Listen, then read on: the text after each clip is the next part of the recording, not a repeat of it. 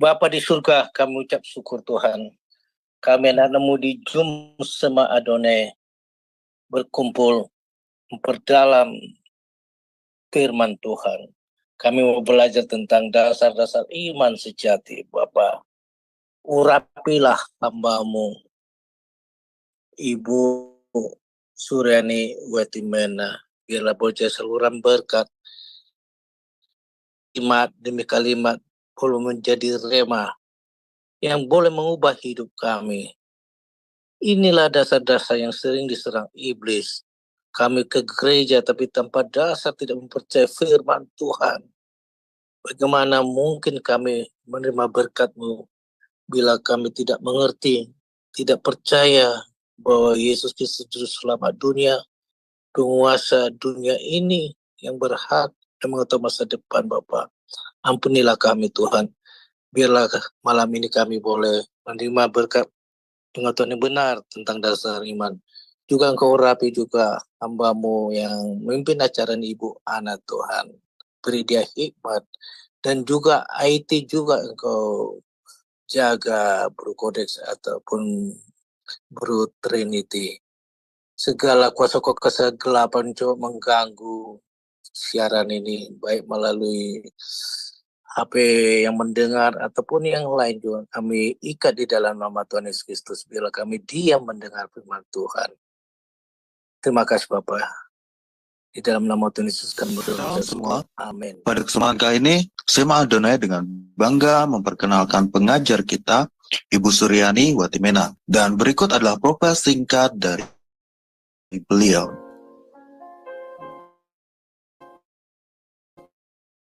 Ibu Pendeta Dr. Suryani S. Watimena, MTH, lebih dikenal dengan nama Suryani Panto. Lahir di 1962. Beliau mengenyam pendidikan di Jakarta Utara, 13 Jakarta Utara, sarjana teologi Advanced Studies AS, Word of Life Bible, Manual Major Theology Bible, Reverend S. Colorado, Major Theology, TIK, versi proses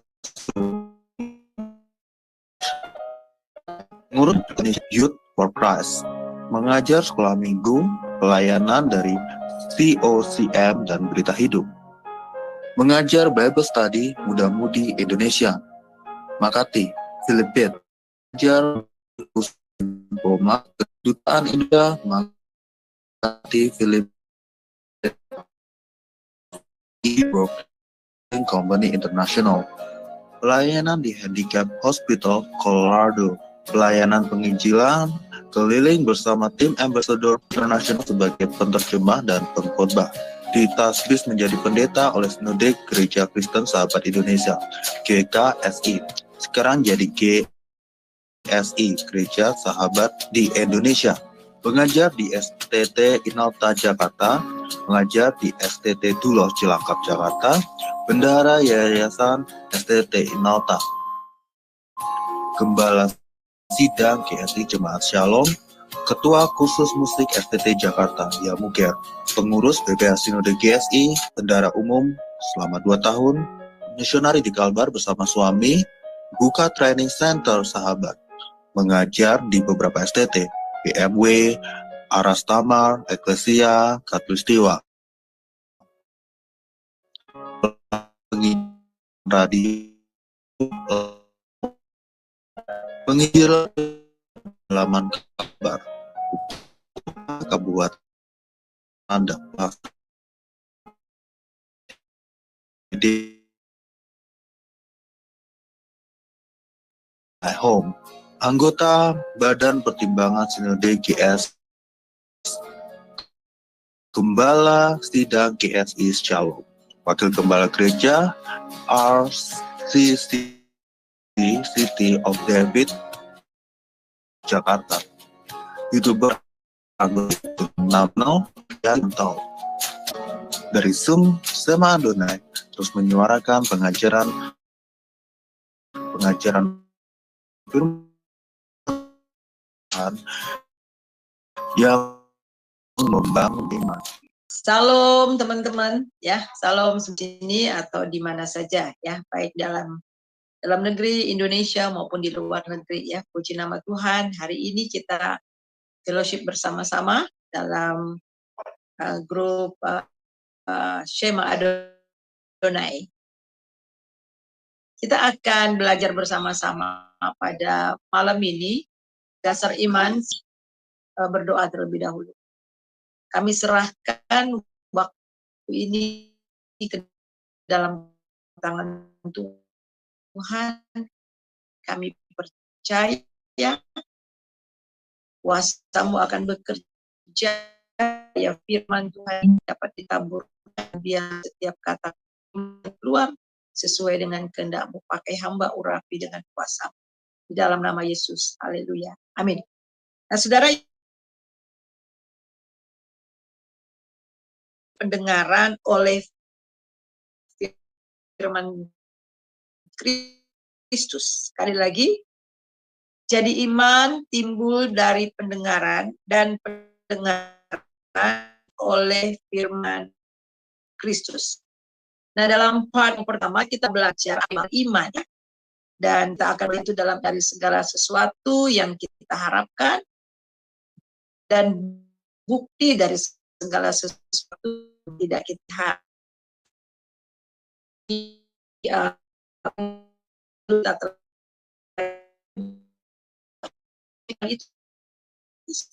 itu pasti tapi dinamis. Iman itu harus bergerak maju ya. Jadi banyak orang salah mengerti, berpikir bahwa iman itu pasif, tapi justru iman itu bekerja aktif. Dan apakah kita bisa melatih itu dengan sepenuhnya pada firman Tuhan? Karena iman dan ketaatan itu bagaimana iman kita yaitu dengan ketaatan sepenuhnya kepada Tuhan dan firman-Nya ya, karena ketaatan dan iman itu seiring. Mari kita melihat dalam Roma 10 ayat 17 sekali lagi. Jadi iman timbul dari pendengaran dan pendengaran oleh firman Kristus. Yang dalam iman yang ditulis malahan firman taat perintahkan oleh Tuhan. Jadi Tuhan, ketika mereka alami Tuhan, pengetahuan mereka tentang semakin dalam, semakin bertumbuh, semakin mereka bertumbuh dalam iman, semakin hidup mereka berakar di dalam Tuhan dan kepercayaannya pada Tuhan. Dan kapur dan waktu sangat berdampak baginya. Jadi kita melihat di sini bahwa iman itu dengan taatan itu sendiri. Jadi bagaimana supaya kita bisa mengalami karena firman Tuhan yang kita dengar itu, bagaimana itu bisa jadi pengalaman kita dan kita bisa mengalami Tuhan, kita harus bertindak. Yaitu kita harus taat dan melakukan apa yang Tuhan sudah firmankan kepada kita. Jadi dasar daripada iman itu adalah firman Tuhan. Nah, dari tokoh-tokoh iman telah mengajar kepada kita bahwa dan ketaatan itu seiring. Mereka adalah firman Tuhan ya. Mengapa mereka melakukan firman Tuhan dan ketaatan? Karena mereka kenal siapa yang mereka imani dan percayai, yaitu Allah yang benar dan hidup, serta yang berkuasa dan yang terbaik. Jadi iman kita itu bukan iman kepada siapa. Sekali lagi, bukan iman kepada apa, tetapi kepada siapa. Ya, kepada Allah yang besar, Allah yang tak terbatas, Jadi imanlah yang membuat kita. Jadi ketika kita beriman kepada Tuhan, iman itu yang membuat kita mengerti akan hal ilahi, akan hal-hal supernatural yang tidak dimengerti oleh orang-orang di luar sana. Sehingga ketika Tuhan berfirman untuk kita lakukan, dan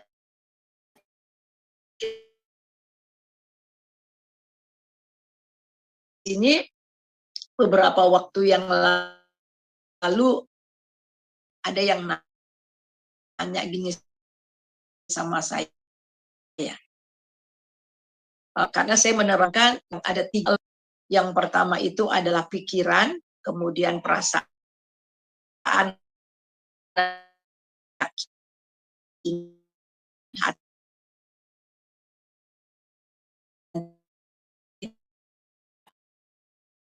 Jadi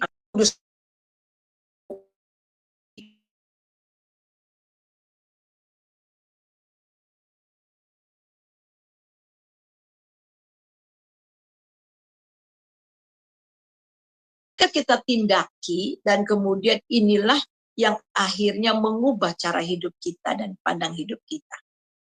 Jadi kita melihat di sini ada yang tanya, masa iman itu pakai pikiran, Bu? Katanya gitu. Ya enggak lah, masa pakai pikiran? Maksudnya bagaimana? Iya, kalau kita pakai pikiran, ya, masa Tuhan bisa melakukan dari yang tidak ada menjadi ada? Jadi berarti kita nggak perlu berpikir, kita nggak perlu pakai pikiran, ya imani saja. Saya bilang itu salah. Justru karena kita beriman, kita mengerti dan kita kenal. Jadi kita mengerti itu berdasarkan pengenalan kita kepada Tuhan. Ya karena dia dahsyat, karena dia Tuhan, karena dia tidak ham, kita mengerti bahwa dia bisa melakukan segala sesuatu yang tidak mungkin menjadi mungkin. Jadi iman orang Kristen itu bukan iman, ya percaya aja. Kenapa kamu percaya? Ya nggak tahu, yang penting percaya aja. Bukan begitu. Tetapi justru iman itu kita dapat terangi.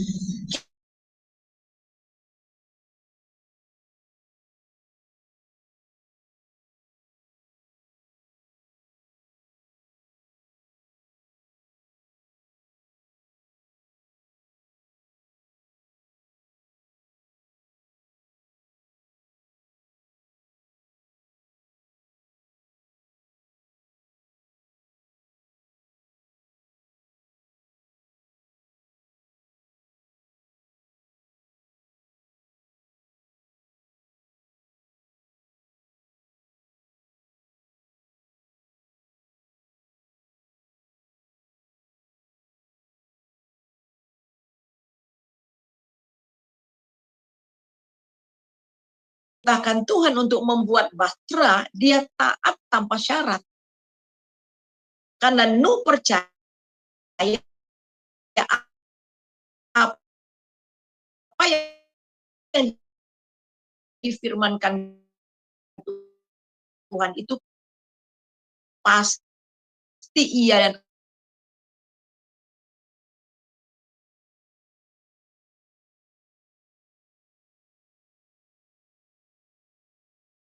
sesuatu yang belum kelihatan. Dengan taat mempersiapkan bahtera untuk menyelamatkan keluarganya. Dan karena iman, ia menghukum dunia dan ia ditentukan menerima kebenaran membuat bahtera.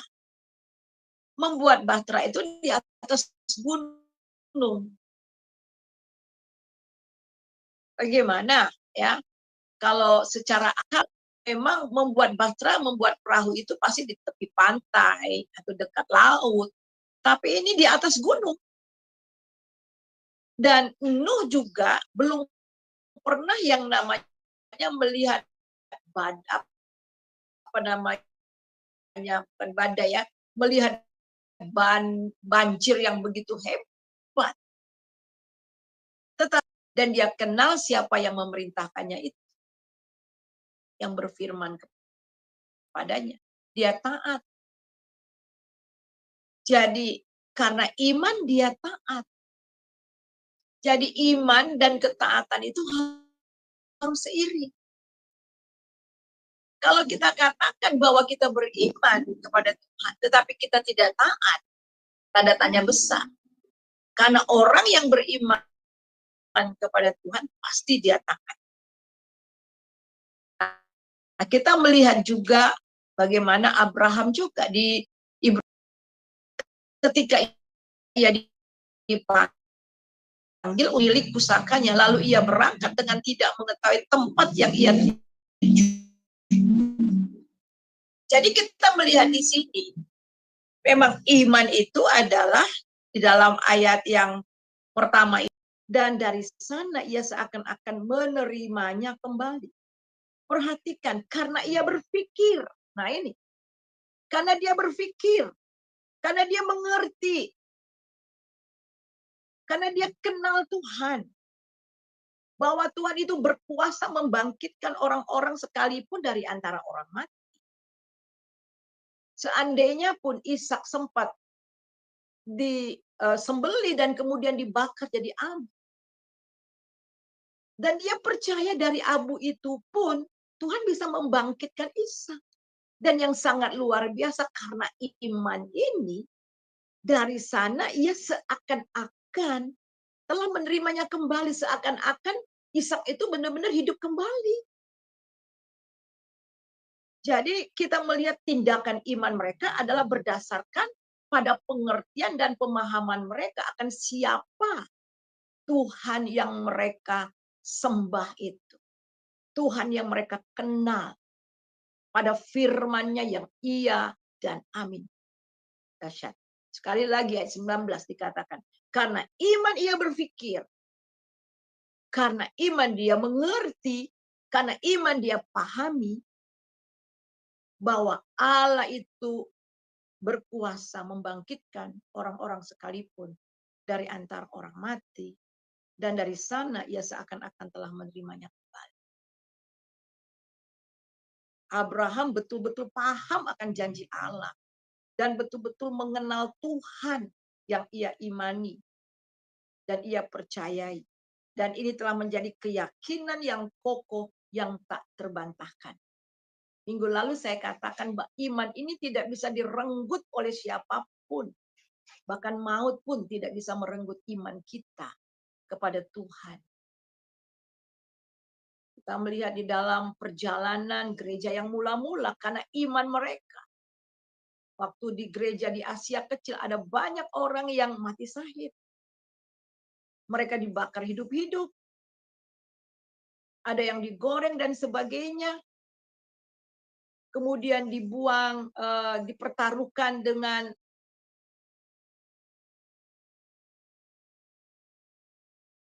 ini bahwa akan tetapi kita melihat di sini bahwa mereka tetap setia sampai akhir karena iman. Kenapa? Karena dia kenal, mereka kenal siapa yang mereka percayai. Kalau saudara kenal siapa yang saudara percayai.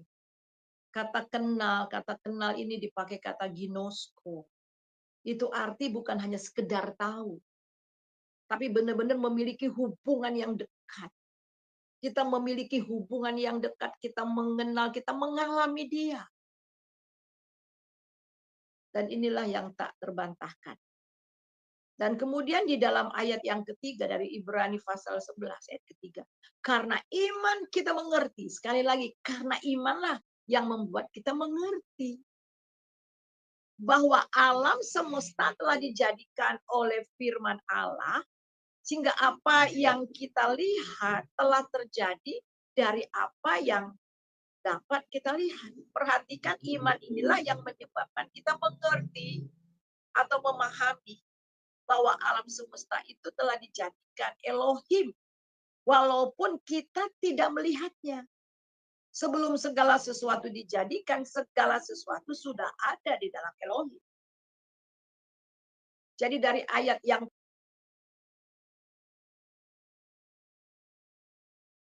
dari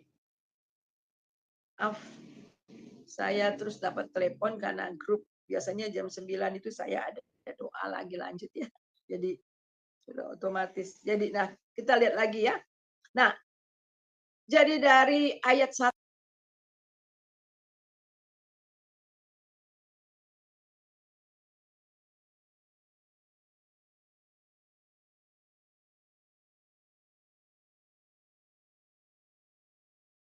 suaranya ya supaya enggak.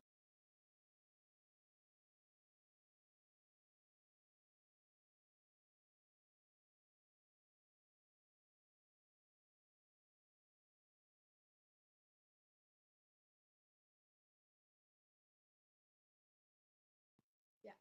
Jadi kita melihat di sini saudara bahwa dari Ibrani pasal 11 ayat 1 sampai yang ketiga ini mengajarkan tentang iman. Yang pertama, iman pada hakikatnya adalah kenyataan dan kepastian dari apa yang belum kita alami. Jadi walaupun kita belum alami, walaupun kita belum lihat, tapi kita pasti. Kita mempunyai kepastian, kita percaya bahwa Tuhan sanggup. Dan ini dalam segala hal. Nah, dalam segala hal, terutama dalam keselamatan sudah jelas. Dalam segala hal, dalam setiap aspek dalam hidup.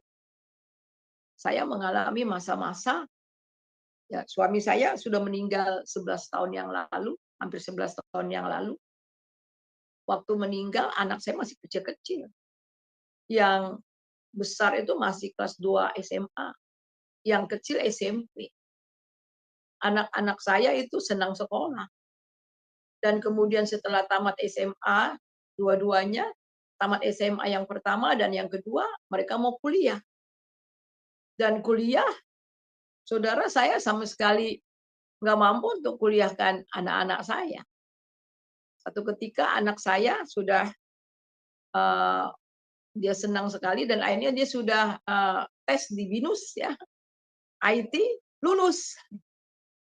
Lulus dia. Dan kemudian saya harus bayar uang pendaftaran sekian puluh juta, saya nggak punya. Jadi sedangkan dia sudah lulus. Jadi saudara apa yang jadi? Saya nggak bisa tidur karena besok itu saya harus bayar. Kebetulan saya kamar saya di bawah, kemudian dia di lantai 2 ya. Kemudian malam-malam dia bangun, dia buka kamar dan saya masih duduk. Lalu dia bilang, "Ih, mami khawatir ya," katanya. Katanya jangan khawatir. Oh, saya sadar, oh iya ya. Dan kemudian, Tuhan gimana nih besok? Saya bilang, saya percaya Tuhan pasti cukupi. Tahu nggak Tuhan suruh apa? Buka firman Tuhan. Buka Mazmur 68. Kemudian saya baca di ayat 6. Coba Ibu Ana buka ya. Ini ayat. Iya, di mana, Bu? Mazmur 68 ayat 6. Ayat 5 apa ayat 6? Coba. Mazmur 68 ya. Ya. Ayat 5 atau 6 ya. Bapa bagi anak yatim dan pelindung bagi para janda itu tulisannya. Oh, iya. Mazmur 68 ayat yang ke-6. Allah memberi tempat tinggal kepada orang-orang, sebatang kara ia mengeluarkan orang-orang. Bukan itu, mungkin coba di atasnya. Yang bapak bagi anak yatim. Oh iya. Yang kelima ya, Bu ya? Yang kelima ya. Iya. Bapa bagi anak yatim dan pelindung bagi para janda. Itulah Allah. Ya, itulah Allah di kediamannya yang kudus. Jadi waktu saya sedang berdoa untuk bagaimana bayar uang kuliah, uang muka anak saya. Terus Tuhan bilang gini, saya dengar tuh suara Tuhan. Bangun. Baca Mazmur 68 ayat 5. Saya buka, dia nggak bilang ayatnya. Buka. Jadi saya baca Mazmur dari atas, tahu saya dapat ayat 5. Bapa bagi anak yatim dan pelindung bagi para janda. Itulah di kediamannya yang kudus. Pelindung itu sama dengan suami bagi para janda. Nah saudara, ya ayat ini saya pegang. Dan anak saya lulus sudah berapa tahun yang lalu. Dan kemudian saya juga bisa kuliahkan 2 anak. Dan kalau diceritakan ajaib sekali ya. Saya selalu bilang, Tuhan, ini janji-Mu. Setiap kali kalau saya dapat email dari kampus mereka, saya harus melunasi dan sebagainya. Saya bilang, Tuhan, ini janji. Ini janji-Mu. Engkau adalah Bapa bagi anak yatim, pelindung bagi para janda, dan Engkau akan sediakan. Dan Tuhan sediakan dengan ajaib. Jadi kita melihat di sini bahwa iman pada hakikatnya itu adalah satu kenyataan kepastian dari apa yang belum kita lihat ataupun yang belum kita alami, tetapi kita sudah percaya. Makanya Tuhan Yesus katakan kalau kita itu berdoa, kita yakin bahwa kita sudah menerimanya. Karena iman Tuhan pasti tolong, Tuhan pasti sanggup. Jadi iman adalah dasar dari segala sesuatu yang kita harapkan. Dan bukti dari segala sesuatu yang tidak kita lihat. Di dalam 1 Korintus pasal 2 ayat 9, tetapi seperti ada tertulis, apa yang tidak pernah dilihat oleh mata, dan tidak pernah didengar oleh telinga, dan yang tidak pernah timbul di dalam hati manusia, semua yang disediakan Allah untuk mereka yang mengasihi Dia. Jadi saudara, ini adalah orang-orang yang beriman. Apa yang nggak pernah kita lihat dengan mata kita, apa yang kita tidak pernah dengar dengan telinga kita, dan yang tidak pernah timbul bahkan dalam hati manusia, semua disediakan Allah untuk mereka yang mengasihi Dia. Jadi iman itu adalah hakikat dari kenyataan dan pasti yang kepastian dari apa yang belum kita lihat atau alami. Dan kemudian di ayat yang kedua daripada Ibrani 11, iman itu telah membuat tokoh-tokoh sejarah Israel menjadi saksi yang hidup. Kesaksian iman mereka, kehidupan mereka, iman mereka itu menjadi kesaksian yang hidup yang sangat luar biasa. Kehidupan mereka menjadi teladan dan kesaksian iman yang sangat-sangat memberkati dan sangat menginspirasi kita. Iman Abraham, bagaimana kehidupan Daud dan sebagainya. Mereka sudah tiada ribuan tahun yang lalu, tetapi contoh teladan iman mereka itu seperti masih hidup. Dan itu masih segar, saudara. Warisan daripada iman yang telah mereka lakukan itu justru dapat kita rasakan dan menjadi satu kesaksian contoh buat kita. Dan demikian juga saudara, iman yang kita miliki, yang kita warisi, apakah itu kepada anak-anak kita, atau kepada jemaat kita, atau kepada orang yang kita layani. Ayat yang kedua dikatakan dari Ibrani 11, sebab oleh imanlah telah diberikan kesaksian kepada nenek moyang kita. Jadi imanlah diberikan kesaksian kepada nenek moyang kita. Wah, luar biasa. Mereka mendapatkan kesaksian daripada Tuhan dan hidup mereka juga merupakan kesaksian yang benar-benar hidup. Dan yang ketiga, iman merupakan keyakinan dan pandangan hidup yang khusus dari seseorang yang dapat mempengaruhi cara pikir dan tindakannya. Karena iman kita memahami dan menyadari bahwa dunia ini dijadikan dari apa yang tidak dapat kita lihat. Jadi kita lihat di sini, di dalam ayat yang ketiga tadi, dikatakan, kita kembali di dalam ayat yang ketiga. Silakan baca Ibu Ana. Ibrani 11 ayat yang ketiga. Ibrani 11 ayat yang ketiga, karena iman kita mengerti bahwa alam semesta telah dijadikan oleh firman Allah. Sehingga apa yang kita lihat telah terjadi dari apa yang tidak dapat kita lihat. Ya, ini Amin. jelas ya. Jadi karena iman kita mengerti. Ini merupakan keyakinan dan pandangan hidup dari kita. Sehingga iman inilah yang mempengaruhi pikiran kita dan tindakan kita.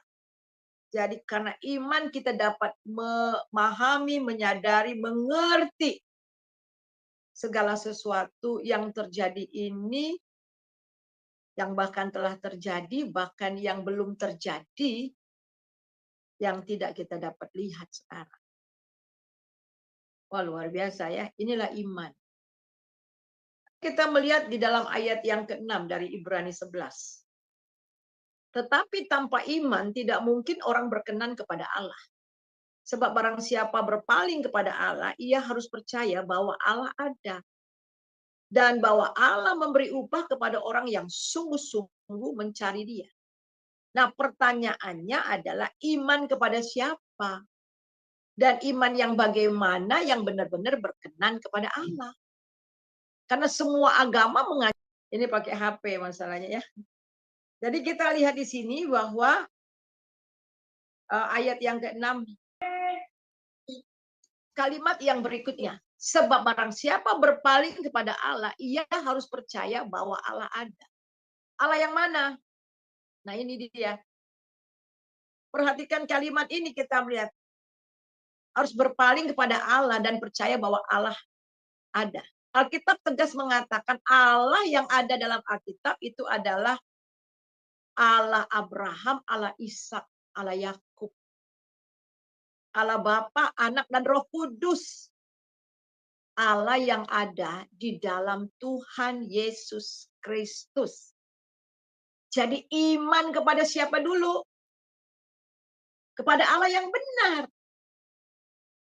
Allah memperkenalkan dirinya kepada Musa. Akulah Allah Abraham, Allah Ishak, Allah Yakub. Aku adalah aku.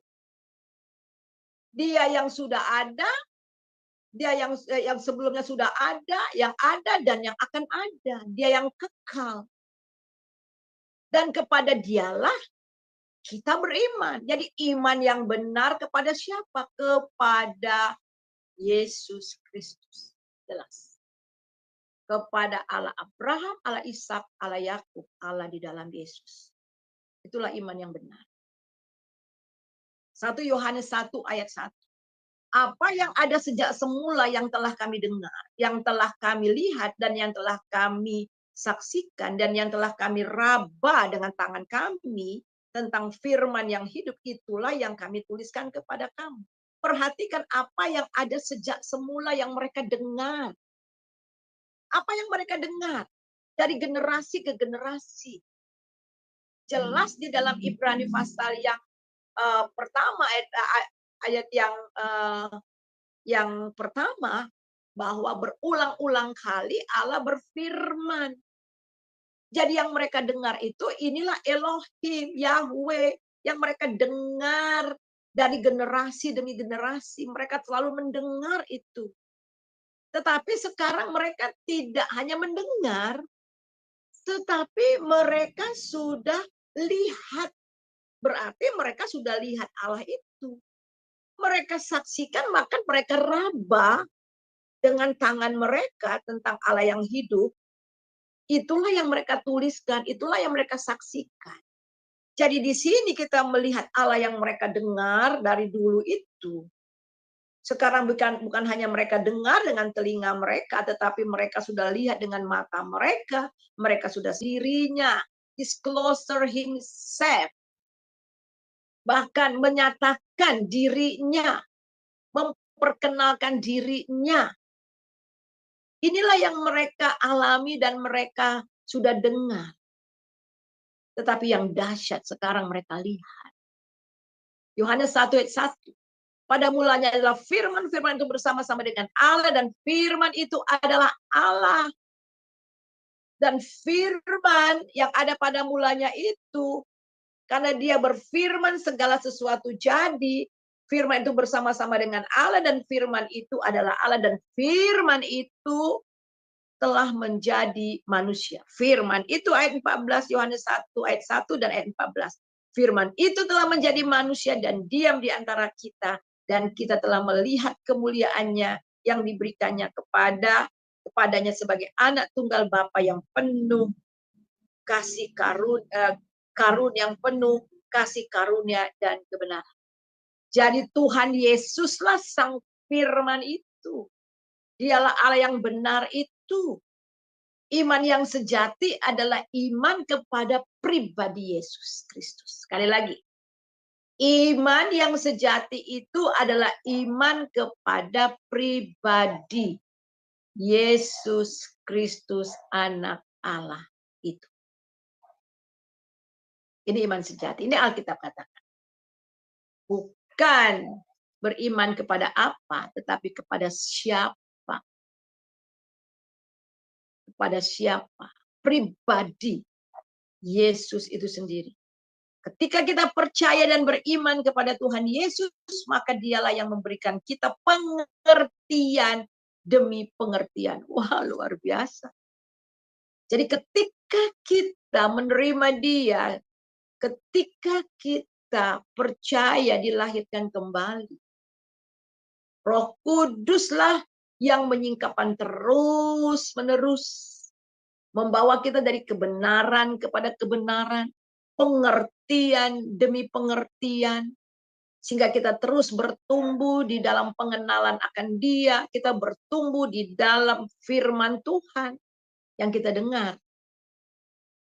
Ada orang bilang gini, Bu, saya nggak ngerti-ngerti loh baca Alkitab itu, saya nggak ngerti loh. Ya memang nggak ngerti kalau nggak disingkapkan sama Tuhan. Berbahagialah kita dapat mengerti rahasia kerajaan Allah.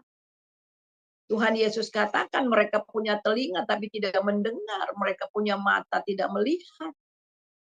Mereka nggak ngerti-ngerti, mereka dengar, tapi mereka nggak ngerti-ngerti. Tapi berbahagialah kamu. Kamu dapat mengerti apa yang mereka tidak mengerti. Wah, luar biasa. Karena pengertian itu memang disingkapkan oleh Tuhan. Di dalam 1 Yohanes 1 ayat 20, akan tetapi kita tahu bahwa anak Allah telah datang dan telah mengaruniakan pengertian kepada kita. Sekali lagi, akan tetapi kita tahu bahwa anak Allah telah datang dan telah mengaruniakan pengertian kepada kita, supaya kita mengenal yang benar di dalam anaknya Yesus Kristus. Dia adalah Allah yang benar dan hidup yang kekal. Wow, luar biasa. Ini luar biasa dahsyat ya. Jadi dialah yang memberikan pengertian kepada kita. Supaya kita dapat mengenal yang benar di dalam anaknya Yesus Kristus. Dia adalah Allah yang benar dan hidup yang kekal. Jadi tujuan iman itu adalah kepada Tuhan Yesus Kristus. Sekali lagi. Jadi tujuan iman kita itu adalah kepada Yesus Kristus dan kebenaran firman-Nya. Kata Yunani pistio untuk iman artinya berharap kepada, bersandar kepada, to trust or to put in trust with. Jadi iman adalah mempertaruhkan atau menyandarkan segala sesuatu. Menyerahkan diri sepenuhnya kepada Tuhan Yesus Kristus sebagai Tuhan dan Juru Selamat pribadi. Jadi kembali kepada Ibrani 11 ayat 6c, kalimat terakhir, dan Allah memberi upah kepada orang yang sungguh-sungguh mencari Dia. Nah, saudara, iman itu adalah bersandar kepada, sama seperti kalau kita manjat pohon, ketika kita manjat pohon dan kemudian kaki kita bertumpu dengan satu dahan, tiba-tiba dahan itu patah dan ketika kita mau jatuh, kita pegang satu dahan dan kita bergantung ke situ sepenuhnya. Ya, bergantung situ sepenuhnya. Ada satu ilustrasi ya. Jadi ada seorang pemanjat tebing, jadi seorang muda pemanjat tebing. Jadi hari sudah gelap dan kelihatannya akan ada badai. Sudah dikatakan jangan panjat tebing karena akan ada badai. Dan kemudian tetapi dia tetap Ya, ketika dia panjat, ya, dia panjat dan akhirnya sudah mulai gelap dan akhirnya sama sekali dia tidak bisa tidak bisa melihat sama sekali. Dan kemudian dia bilang, "Tuhan, tolong, apa yang akan terjadi dengan saya? Tolong saya, Tuhan." Kemudian Tuhan bilang, dia tidak terlalu tinggi manjatnya, ya. Jadi dia tidak belum begitu tinggi karena dia tidak bisa melihat, jadi gelap gulita. Tuhan bilang gini, "Potong tali itu dan terjun, jatuh." Dia bilang, "Aduh Tuhan, kalau saya potong tali ini, saya pasti akan mati. Berkeping-keping kena terjang, kena batu-batu ini." Tapi dia bilang lagi sama Tuhan, "Tuhan tolong. Sekali lagi, potong tali itu dan kamu akan jatuh, tapi tidak apa-apa." Tapi dia berpikir, ini bukan suara Tuhan. Ini bukan suara Tuhan. Jadi akhirnya dia ambil keputusan dan kemudian dia membiarkan dirinya tetap ada di sana. Dan apa yang terjadi, saudara? Akhirnya badai datang, salju datang, dan dia beku, akhirnya mati.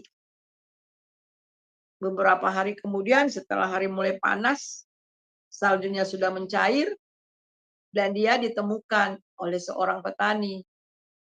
Ternyata bahwa jarak antara dia di tebing itu, ya, hanya 3 meter atau berapa meter. Tetapi dia tidak berani melompat, dia tidak berani melakukan sesuatu karena dia melihat situasi. Nah, seringkali kita begitu. "Ayo," kata Tuhan, "lakukan." "Enggaklah Tuhan, saya enggak berani." Karena otak kita, karena pertimbangan-pertimbangan, dan akhirnya kita tidak lakukan. Dan akhirnya kita menyesal. Dan kita enggak pernah alami Tuhan. Karena kita melihat dengan mata kita. Nah, kita melihat di sini bahwa kalimat yang terakhir daripada ayat yang ke-6, Allah memberi upah kepada orang yang sungguh-sungguh mencari Dia. Sekali lagi, yang sungguh-sungguh mencari Dia. Apa upah kita? Hidup yang kekal dan hidup yang berkelimpahan di dalam Tuhan Yesus.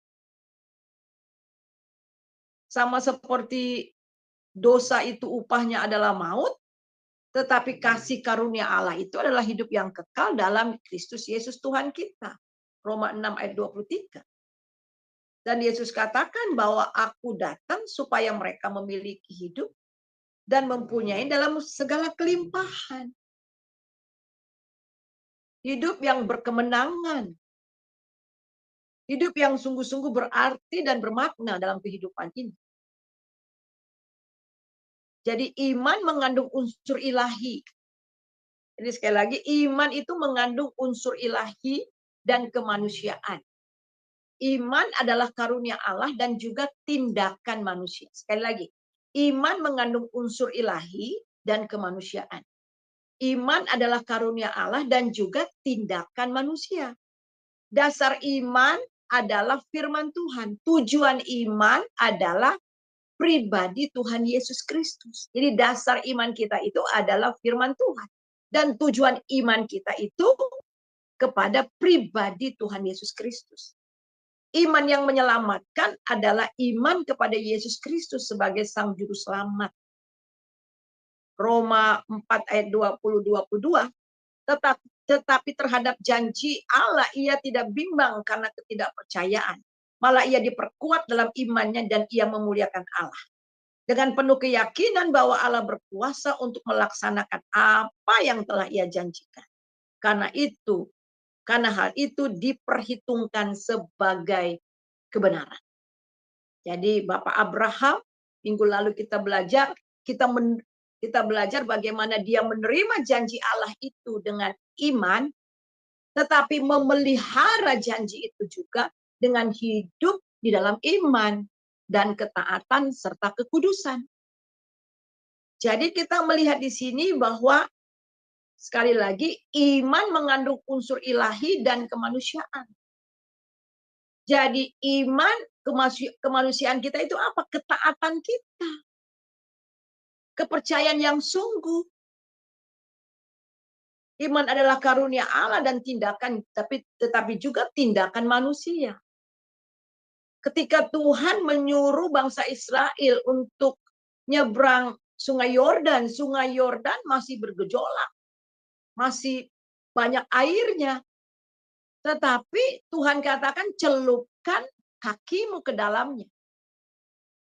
Tuhan nggak keringkan dulu. Tuhan nggak keringkan dulu air itu, sungai itu. Tetapi mereka harus celupkan kaki dulu. Dan ketika mereka celupkan kaki mereka, seketika itu juga air kering, sungai kering.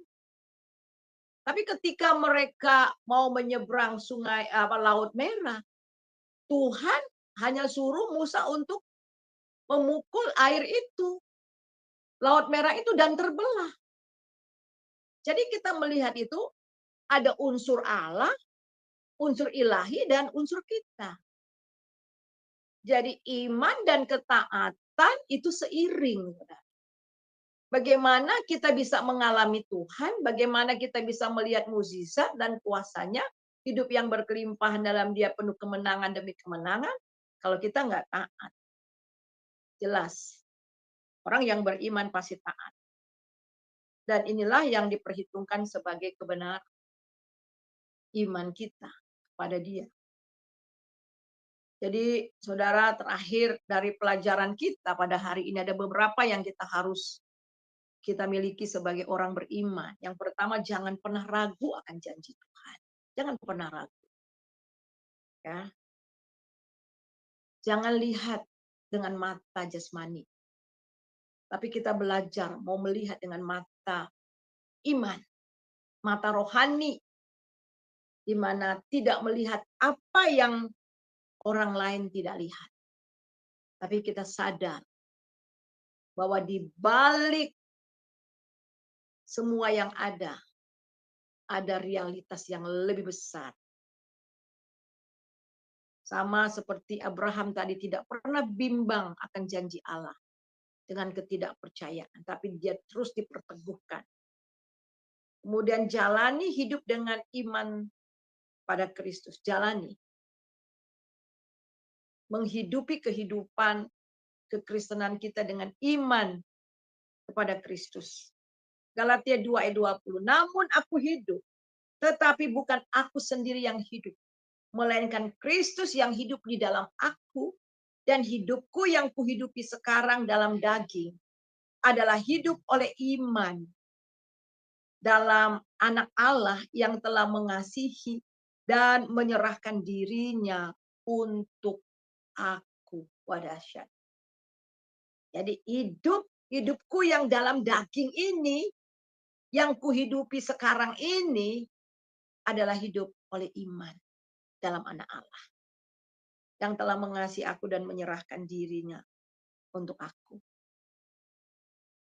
Hidupku bukannya aku lagi, melainkan Kristus yang hidup di dalam aku. Ya, kita tahu lagu itu ya.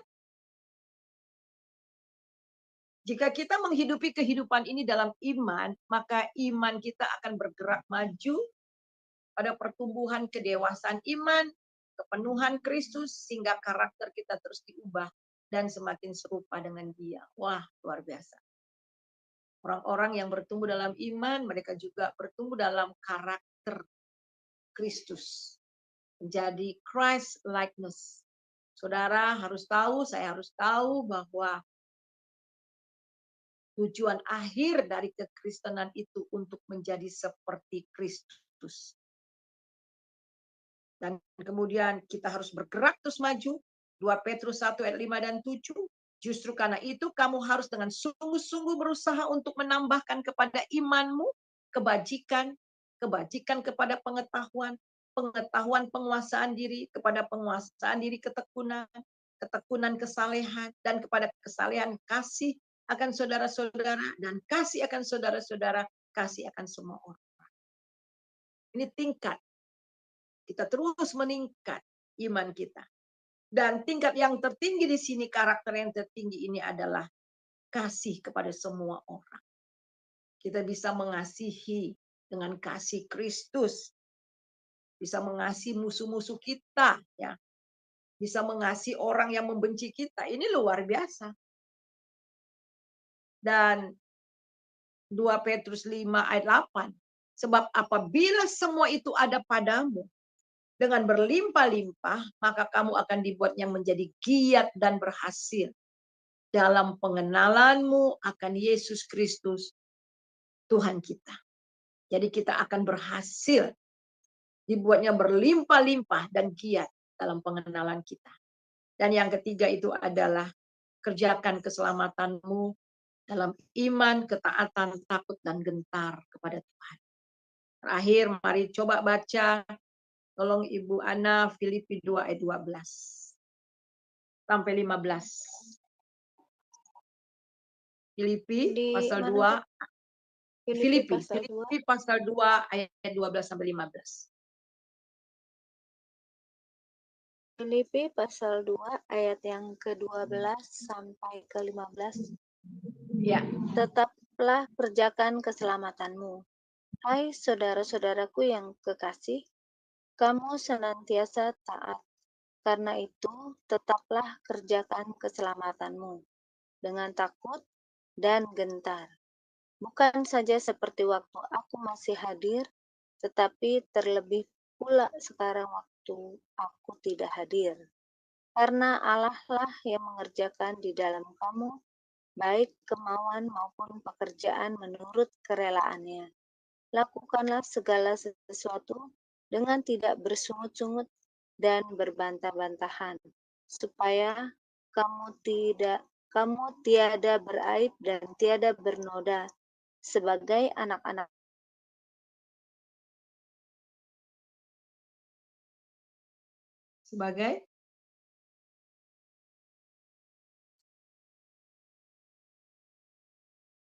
Halo?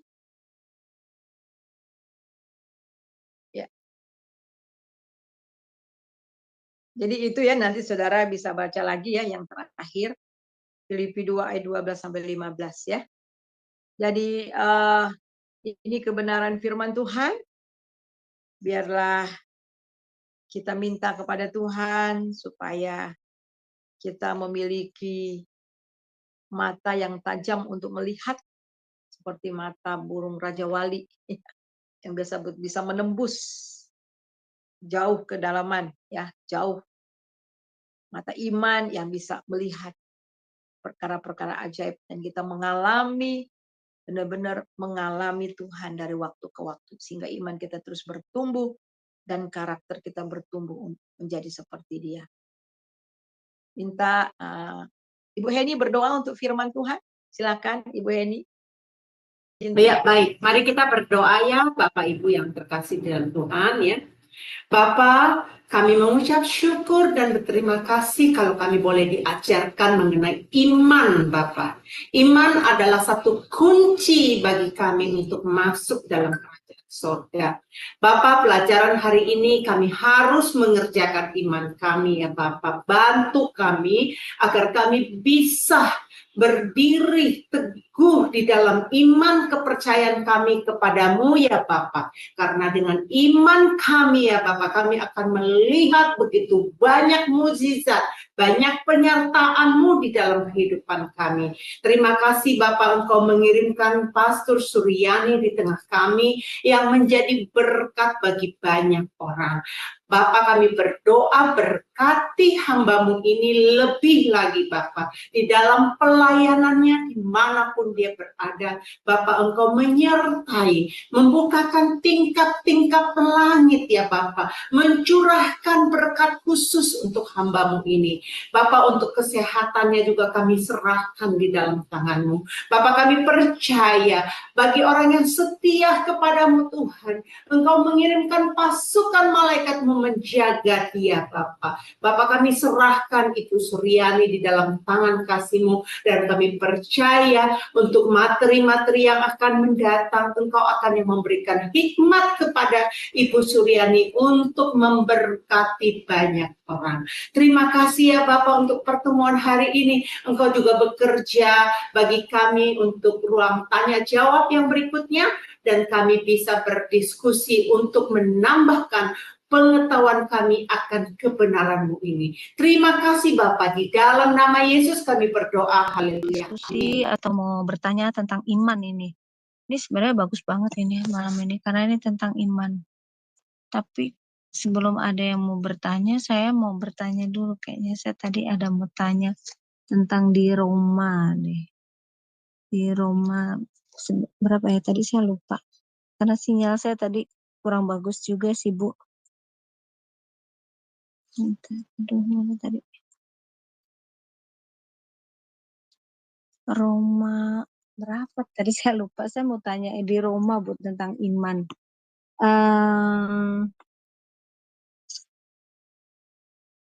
Roma 14 ayat 23 itu Bu. Saya mau tanya itu. Yang tetapi barang siapa yang bimbang kalau ia makan, ia telah dihukum karena ia tidak melakukannya berdasarkan iman, dan segala sesuatu yang tidak berdasarkan iman adalah dosa.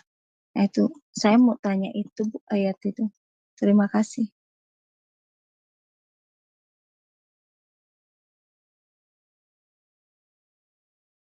Monitor Ibu.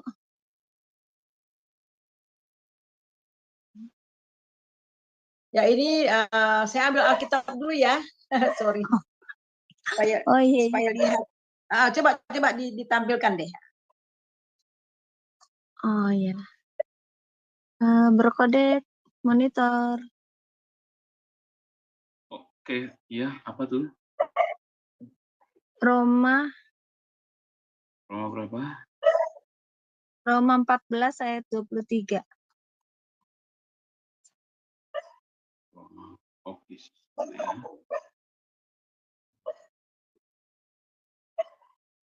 Roma 14 ayat 23. Oke, di screen, di layar.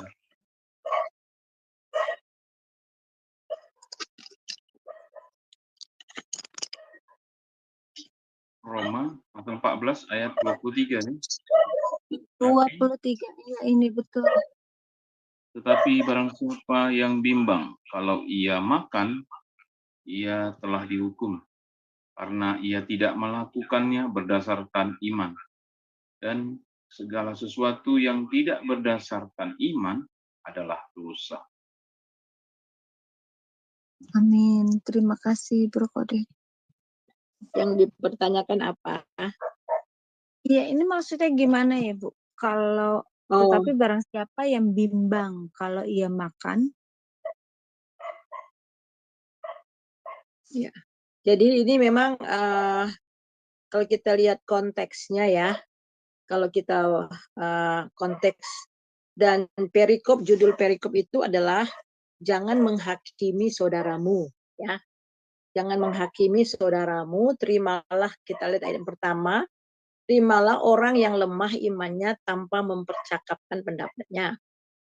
Yang seorang yakin bahwa ia boleh makan segala jenis makanan, tetapi yang lemah imannya hanya makan sayur-sayuran saja. Siapa yang makan, janganlah menghina orang yang tidak makan. Dan siapa yang tidak makan, janganlah menghakimi orang yang makan. Sebab Allah telah menerima orang itu. Siapa kamu sehingga kamu menghakimi hamba orang lain, entah ia berdiri, entah ia jatuh, itu adalah urusan tuannya sendiri, tetapi ia akan tetap berdiri karena Tuhan berkuasa menjaga. Ya, jadi ini adalah masalah makan, Kalau ayat yang kelima itu adalah mengenai hari-hari. Nah, jadi Paulus di sini mengatakan jangan kita menghakimi teman-teman kita hanya soal makanan. Karena kita lihat di dalam ayat intinya itu jawabannya itu sebenarnya adalah ayat 17. Ayat 17 itu adalah sebab kerajaan Allah bukanlah soal makanan dan minuman, tetapi soal kebenaran, damai sejahtera dan sukacita oleh Roh Kudus. Jadi jangan sampai masalah makanan ini boleh atau tidak boleh ya. Jadi ini haram atau tidak haram. Jadi itu bukan jadi soal ya. Jadi kita lihat gitu jangan sampai soal makanan kita jadi pertentangan. Dan ayat yang ke-23 tadi dan barang siapa kita lihat ayat yang kedua ayat 21 sampai 23. Baiklah engkau jangan makan daging atau minum anggur atau sesuatu yang menjadi batu sandungan untuk saudaramu. Berpeganglah pada keyakinan yang engkau miliki itu bagi dirimu sendiri di hadapan Allah. Berbahagialah dia yang tidak menghukum dirinya sendiri dalam apa yang dianggap baik untuk dilakukan. Tetapi barang siapa bimbang, kalau ia makan, ia telah dihukum. Karena ia tidak melakukan berdasarkan iman. Dan segala sesuatu yang tidak berdasarkan iman adalah dosa. Jadi kita lihat di sini, kalau kita bimbang ya nggak usah makan, gitu. Nggak usah makan.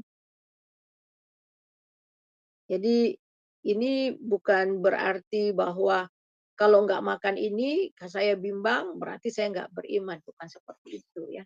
Tetapi jelas di dalam ayat awal-awalnya itu supaya kita jangan menjadi batu sandungan oleh karena makanan dan minuman.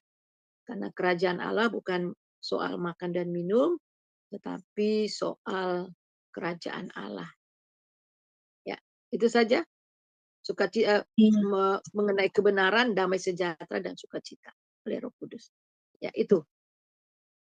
Jadi intinya kita tuh nggak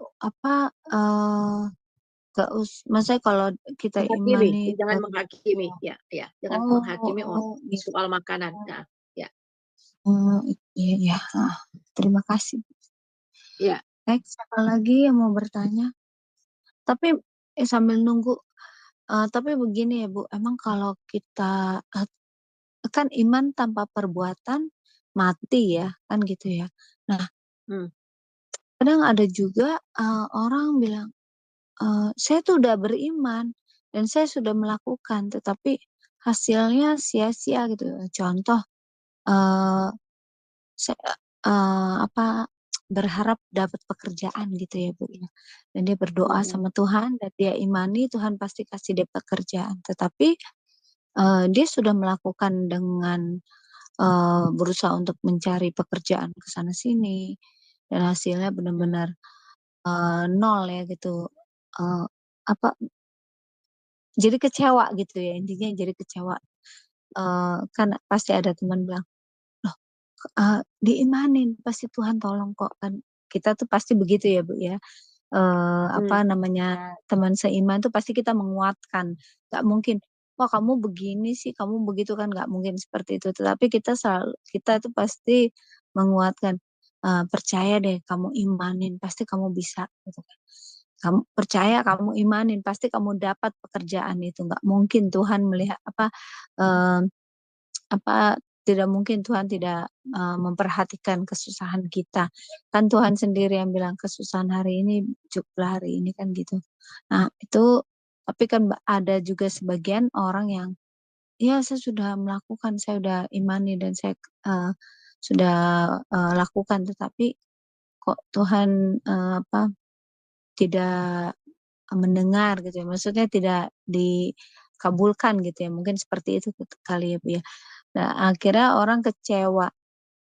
Itu sebenarnya jangan ya Bu ya. Maksudnya seperti itu ya. Harusnya jangan ya, karena kalau kita kecewa karena kita berharap sama Tuhan itu kan dan hasilnya sia-sia, itu berarti kita imannya tuh benar-benar nggak teguh gitu ya kepada Bapa di surga gitu ya Bu ya, karena kita di kurang sabar aja kita udah kecewa. Nah itu berarti imannya itu nggak benar-benar eh,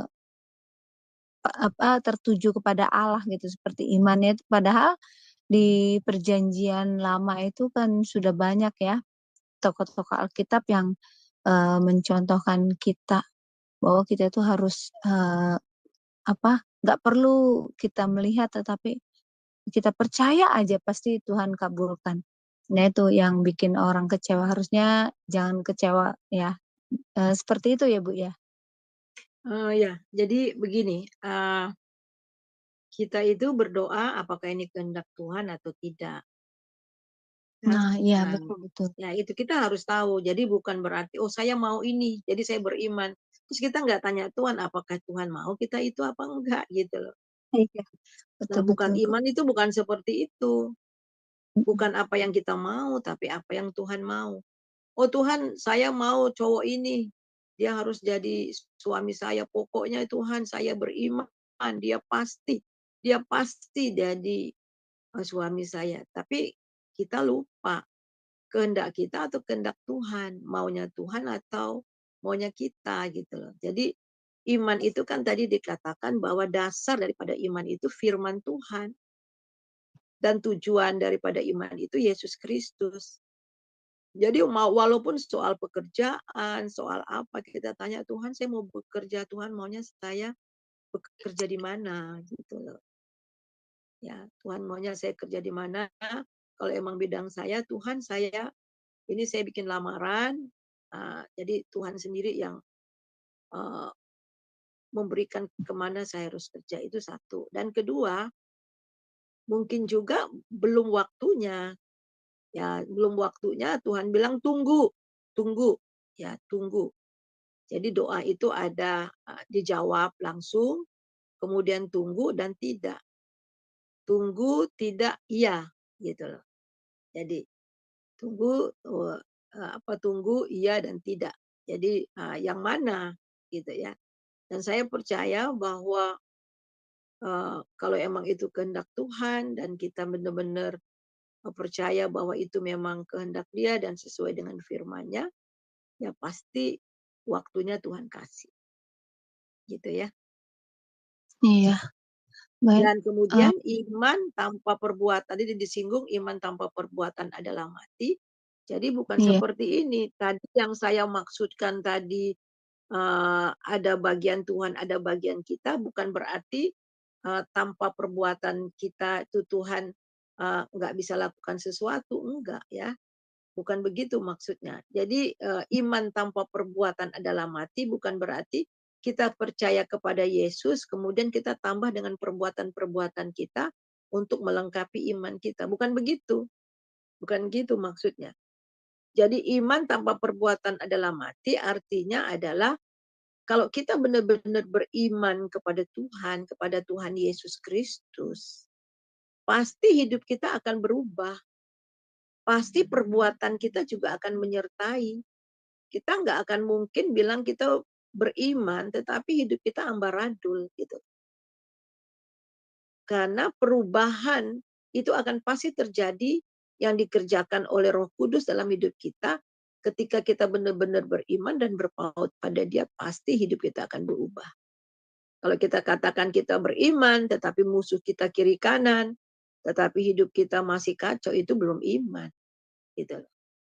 Mungkin masih ada hanya dalam pikiran, tetapi belum ditindaki menjadi satu keyakinan dan belum menjadi hidup kita.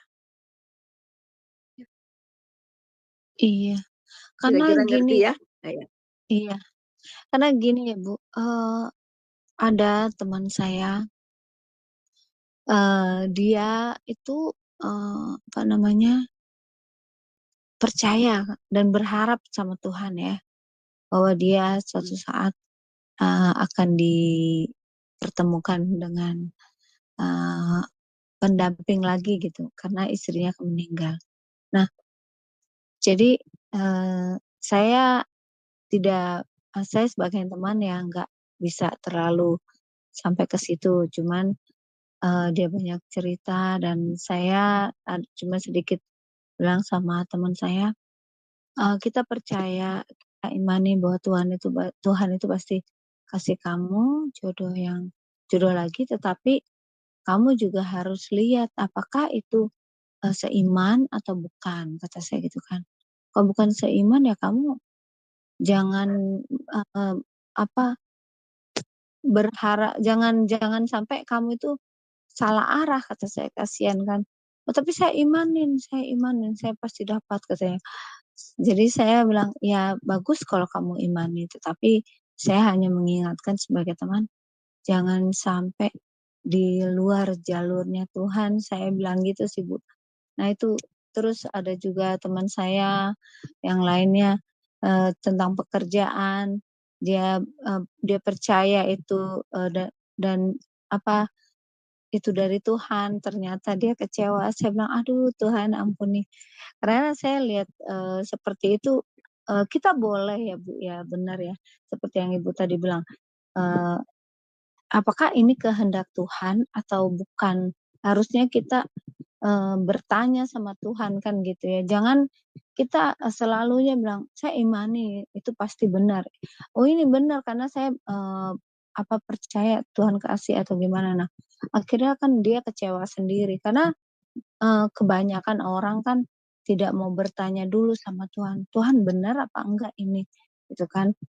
Harusnya ya iman boleh, tetapi kan harus bertanya sama Tuhan dulu, apakah ini benar atau tidak, gitu ya Bu ya? Iya, jadi iman seperti tadi yang saya terangin tadi, bukan berarti Mhm. kita mau terus kita imani gitu. Jadi maunya kita bukan maunya Tuhan gitu. Bukan begitu Iya. iman itu. Tuhan saya mau ini dan saya percaya Tuhan, Tuhan Iya. pasti kasih loh. Tuhan bilang, "Tuhan kamu tanya saya enggak?" Gitu. Iya betul. Iya, bukan begitu. "Wah, saya naksir nih sama cewek ini, dia cocok sama saya," gitu. Pokoknya saya imani saya pasti dapat, bukan begitu. Jadi kita memaksa Tuhan, bukan. Ya, Iya. jadi harus tanya sama Tuhan, apa benar ini dia jodoh saya apa tidak gitu. Ya, jadi benar-benar tanya sama Tuhan. Jadi kalau Tuhan bilang itu bukan jodohmu, ya jangan, kan Tuhan lebih tahu apa yang akan terjadi masa depan kita. Kita kan hanya melihat sejauh yang mata memandang, ya kan? Tapi Tuhan bisa melihat jauh ke depan, gitu. Itu. Jadi kalau memang itu jodoh ya Tuhan kasih, tapi bukan berarti eh, apa namanya, ini saya mau, pokoknya Tuhan harus mau, saya imani gitu. Itu maksa Tuhan, bukan gitu. Ya, Iya betul.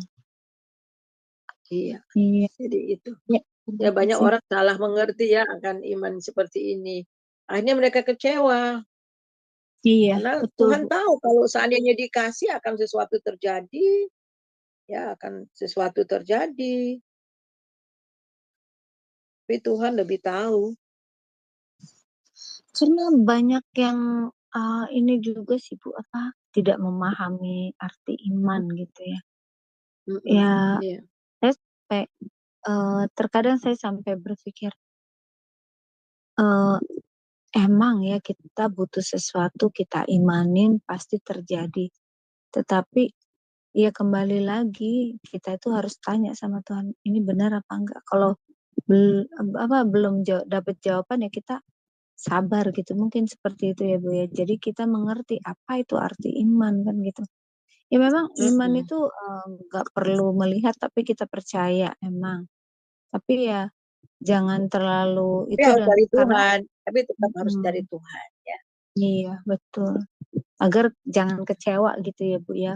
Kan banyak orang kecewa karena seolah-olah, wah udah saya imani ternyata. Nah itu.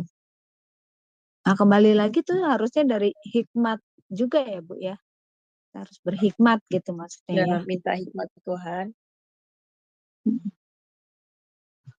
Iya. Jadi minta I kan dengan iman kita mengerti. Jadi kalau dengan benar-benar iman kepada Tuhan kan pas pengertian kepada kita. Memberikan hikmat kepada kita untuk mengerti apakah ini kehendak Tuhan atau bukan kehendak Tuhan. Ya.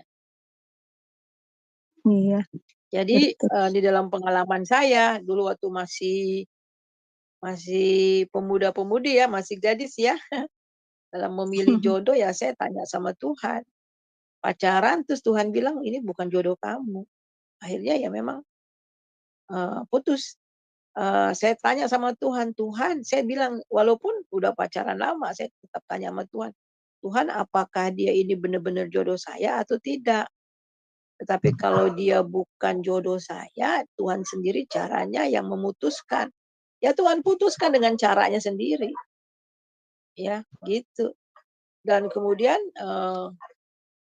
dengan suami saya ya dulu suami saya juga dia sekolahnya di Filipina, saya juga di Filipina. Saya sama sekali tidak punya pikiran untuk satu kali kelak jadi suaminya, tetapi Tuhan bilang itu jodoh kamu. Saya tolak, masa iya sih Tuhan jodoh saya? Ya, tapi akhirnya Tuhan iya. Ya udah saya bilang kalau memang itu jodoh saya, biarlah jadi kehendakmu dengan caramu ya Tuhan jadikan. Jadi seperti itu. Jadi memang tetap tanya sama Tuhan dan sesuai dengan firman Tuhan gitu. Iya, Jadi supaya jangan bukan iya, bukan memaksa kehendak Tuhan. Kehendak maksudnya memaksa kehendak kita gitu. Iya. Bukan kehendak kita jadi kehendak Tuhan, tapi kehendak Tuhan harus jadi kehendak kita. Artinya gini ya Bu, jadi kita itu harus banyak bergumul gitu ya sama Tuhan supaya kita tuh jangan kecewa gitu ya. Apa bukan jangan kecewa, nantinya nggak kecewa gitu ya Bu ya. Karena terus membangun hubungan dengan Allah setiap hari. Pastinya kita kita tahu bahwa di mana Tuhan akan memberikan yang terbaik agar kita juga nggak kecewa gitu ya. Maksudnya kalau kita menjalin hubungan dengan Tuhan setiap hari gitu kan, membaca firman, di situ kita bisa tahu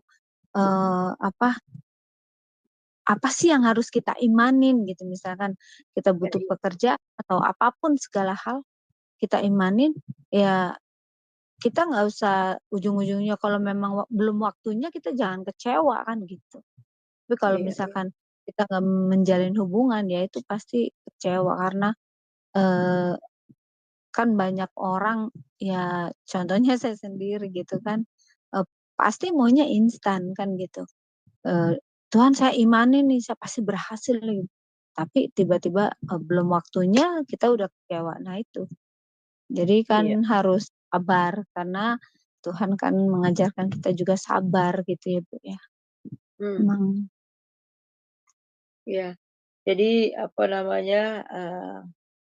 sekali lagi itu. Jadi cari apa maunya Tuhan. Ini sesuai dengan kehendak Tuhan atau tidak ya.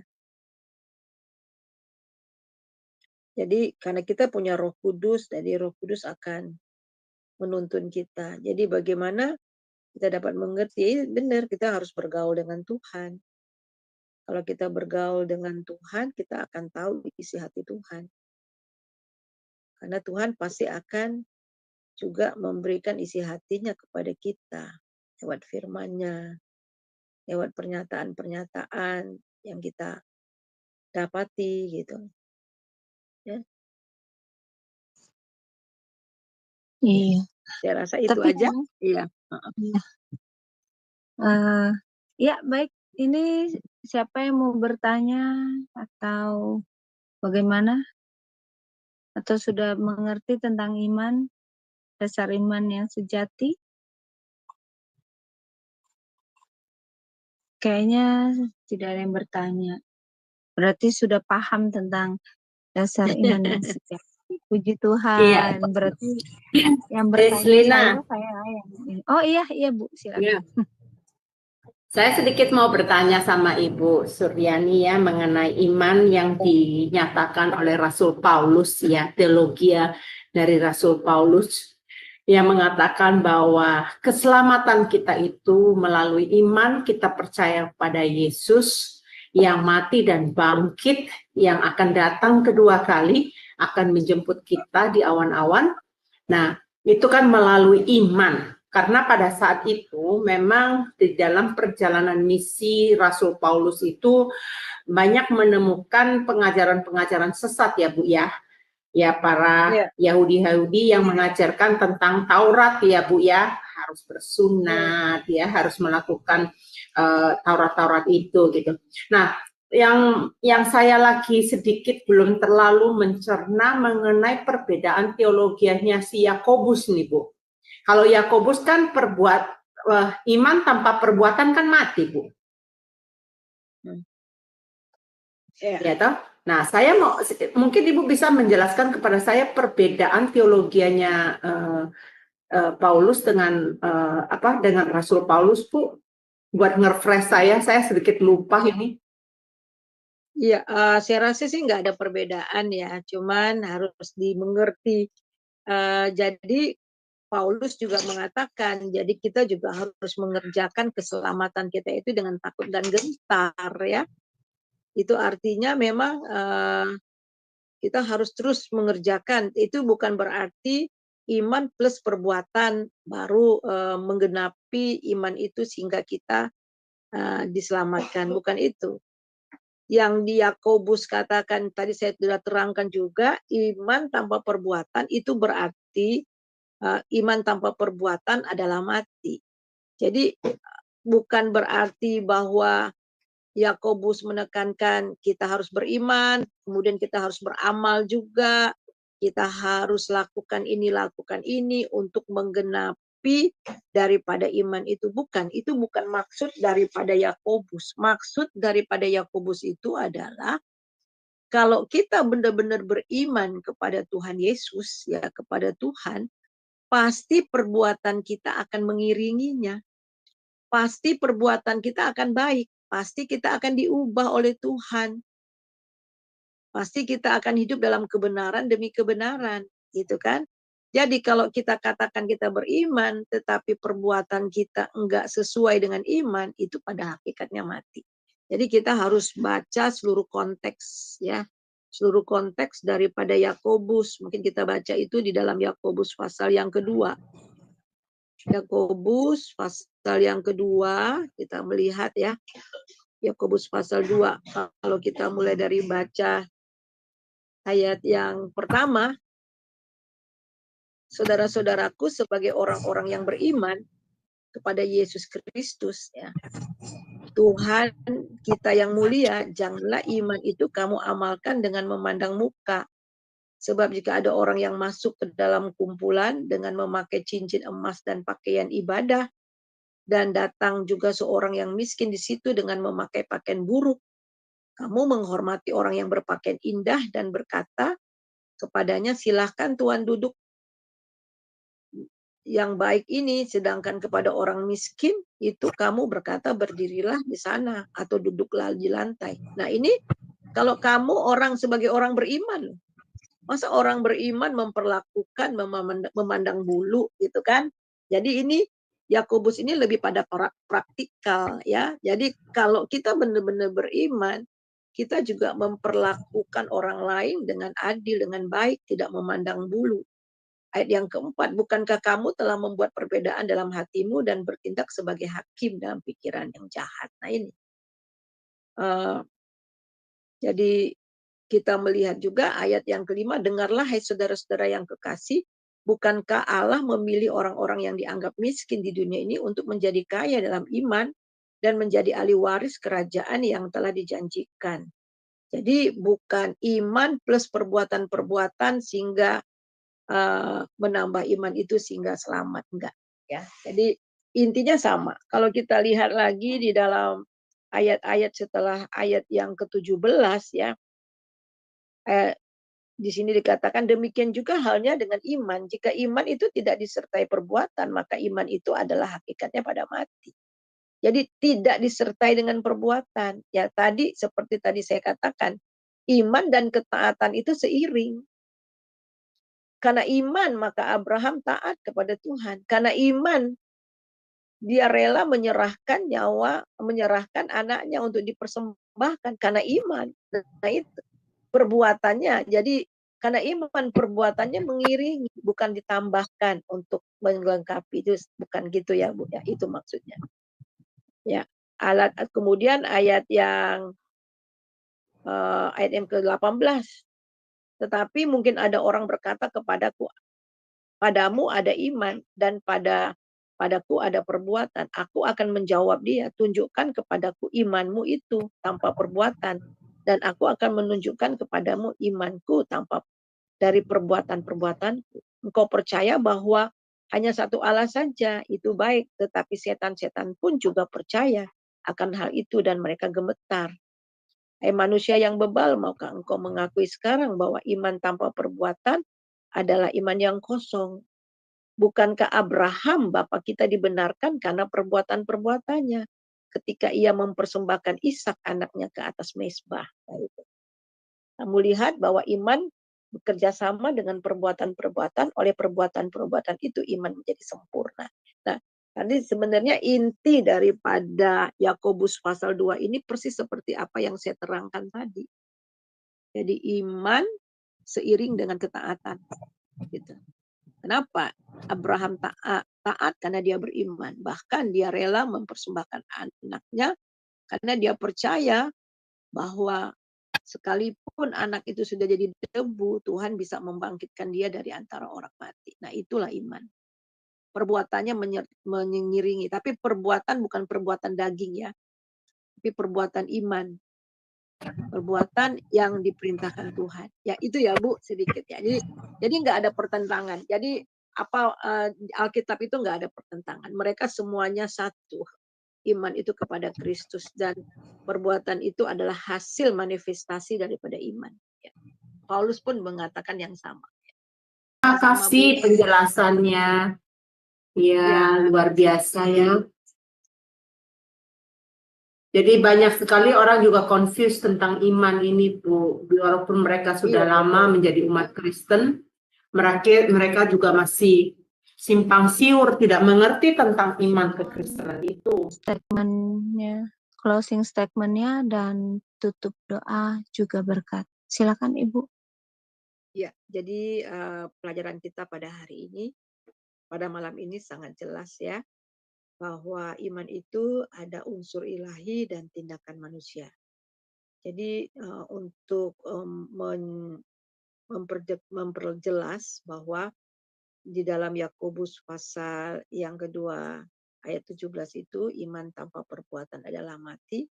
Itu bukan berarti iman kepada Yesus kemudian plus perbuatan-perbuatan usaha kita untuk melengkapi iman selamat, bukan seperti itu. Akan tetapi karena kita beriman, maka perbuatan-perbuatan iman kita itu akan menyertai kita. Jadi contoh Alkitab tegas sekali bagaimana Abraham. Abraham dia percaya akan janji Allah, akan firman Allah, dan itulah yang diperhitungkan sebagai satu kebenaran. Jadi dia melakukan, dia takut akan Tuhan, ya semuanya dikerjakan oleh karena imannya kepada Tuhan. Kepada Tuhan kita. Kalau kita sungguh-sungguh beriman dan percaya kepada Tuhan, maka hidup kita pasti hidup sesuai dengan kehendaknya. Gak mungkin kita katakan kita beriman, tetapi hidup kita kacau balau. Hidup kita akan menunjukkan kepada siapa kita beriman. Itu saja dari saya. Tuhan Yesus memberkati dan maju terus ya. Biarlah iman kita terus bertumbuh di dalam pengenalan kasih akan Tuhan. Amin. Ya, terima kasih Tuhan sekali lagi buat kebenaran firman-Mu. Terima kasih buat teman-teman yang ada di sini. Terima kasih Tuhan, dan kami menyerahkan hidup kami supaya hidup kami terus semakin hari semakin bergaul intim dengan Tuhan. Supaya kami lebih banyak mengerti apa yang Tuhan kehendaki dalam kehidupan kami. Terima kasih buat Shema Adonai, terima kasih buat Ibu Kenny dan teman-teman yang ada di sini. Terus Tuhan pakai, terus menjadi saluran berkat bagi banyak orang. Saudara, mari kita angkat hati kita, terima berkat daripada Tuhan. Damai sejahtera, sukacita yang melimpah-limpah dari Bapa di dalam Tuhan Yesus Kristus, serta persekutuan, penghiburan yang daripada Roh Kudus senantiasa menyertai saudara mulai hari ini sampai Maranatha. Haleluya. Amin.